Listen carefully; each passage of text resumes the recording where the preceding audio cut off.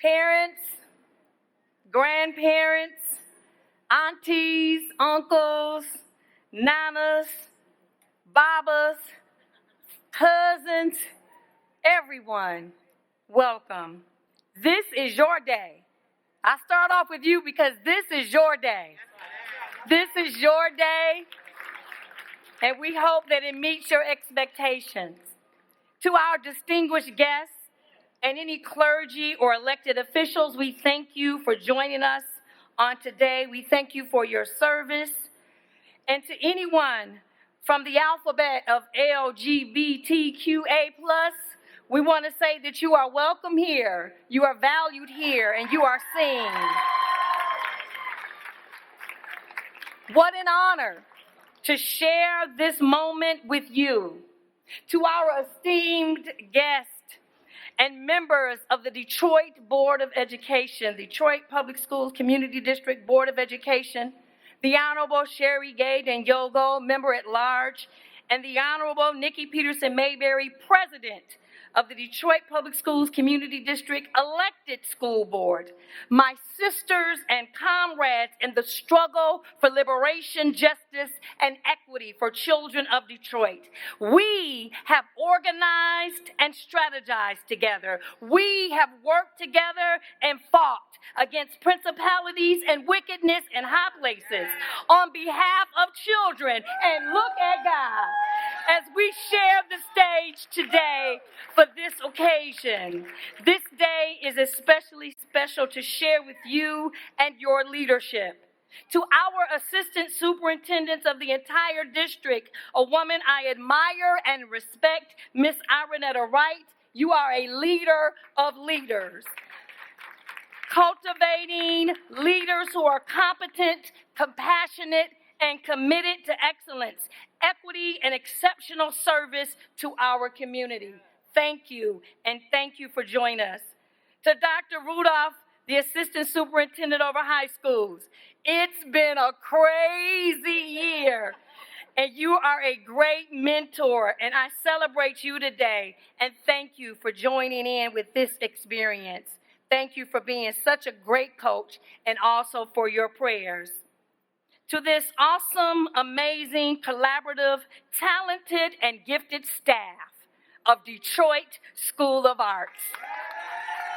Every single one of you. I tell you this often, and today is no exception. You are some of the best educators in the nation. I love you and I respect you. To our support team, we would not have survived a global pandemic without your commitment to the children. You have demonstrated the best in humanity in the ways that you have sought and found solutions to a myriad of problems. Thank you. From the custodial staff, Miss Holly and them, to the lunchroom, to the clericals, every person who steps foot in DSA is here to serve children in excellence, and we love you and thank you, and we can't do it without you. Everyone has been on task and on a mission, and we thank Miss Smith and Miss Gant for keeping us straight and narrow. And to the best administration team that can be assembled, Dean Love and AP Burrell. There are really no words to describe the depth of my gratitude for your thorough commitment to exemplary school community stewardship, both when we are together and especially during my emergency absence. You rock. What I have learned from my mentor and one of the nation's leaders in education, arts integration, anti-racist curriculum creation, and the founder of this great institution, the incomparable Dr. Denise Darcel Davis Cotton. She taught me that great leaders cultivate great teams and make a pathway for leadership. I stand here today because of what she cultivated in me and created an opportunity for my development. Dr. Cotton, welcome home. We will always honor your legacy with love and respect. And finally, to the senior class of 2021, you rock. You rock. You rock. Welcome. Welcome. You persisted. You pressed toward the mark of the prize of the high calling to succeed against the odds. Against odds known and unknown. Against the loneliness, the loss, the fear, the doubt. You did it. You and your support team pressed and you showed up for yourself. You showed up for your family. Every morning from September to mid-May, I told you, you're beautiful, you're amazing, you can do this. I tried to keep you motivated because I knew and I know that this season will one day pass. And all we can do in life is come with our best, and the rest will have to work out. I have a brief testimony to share with you, and then I'm going to take my seat.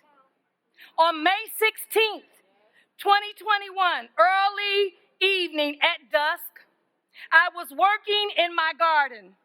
I became ill with what one would consider food poisoning.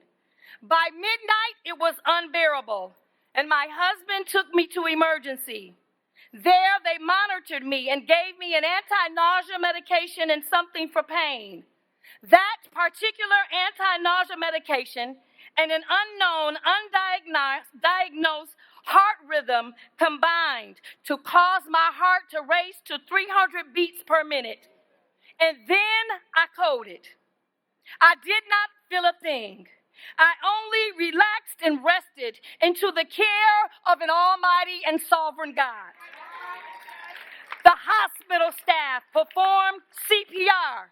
The chest compressions broke 2 of my ribs.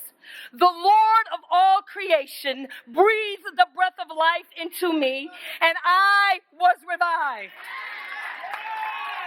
2 things that I know for sure. God is great, and I will praise his mighty works from one generation to another, and his goodness is unsearchable.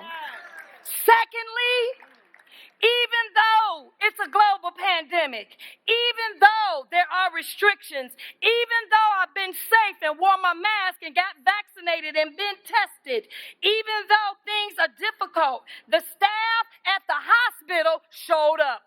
They showed up in excellence to what they committed to do that day. In life, you must show up.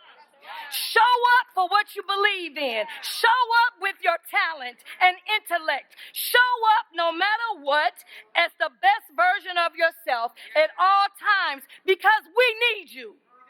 Because you're here and because life is a gift. Today is your day, even though this senior year was not what you expected, and life will be filled with unexpected circumstances. But my brothers and my sisters, you still got to show up. I love you. I'll always be a phone call, a text message, an email, a DM away. I'll Facebook friend you after you graduate. Now, go out and make this a more beautiful world. You have everything you need. Just show up.